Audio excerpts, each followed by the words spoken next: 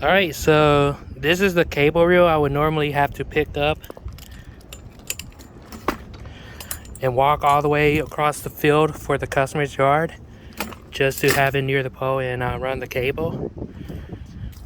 But ever since seeing how my supervisor rolls his cable spool, it gave me a brilliant idea. So I decided to, of course I had to buy this piece to lock in place. And then of course, you know, normally he would like carry it like this. But the problem with that is my back hurts if I do that for too long. And it's just too inconvenient to just roll it as I have my back bent.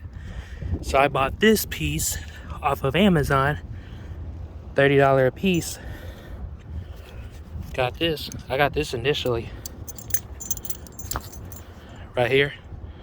But without this, it would have this little thing sliding this way, that way, make it awkward to, you know, roll it across the ground. Maybe if I roll it, you know, straight across the ground, it'll be fine. But these customers have some messed up land, or it'll be up in the hill, or I have to make some turns, so doing this way will be hard. So I bought this piece, hopefully to stabilize it. Went to Lowe's, used a U-hook.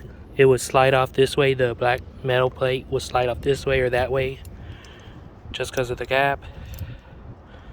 So I got some ground wire and tightened it through, and it was a pain in the butt to wrap it around constantly and have it locked in.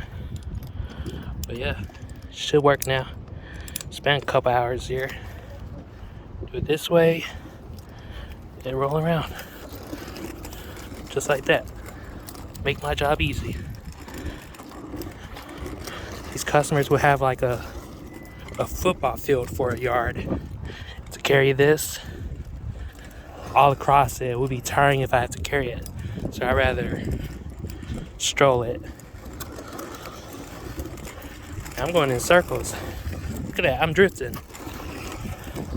Oh yeah, this will make my job a lot easier.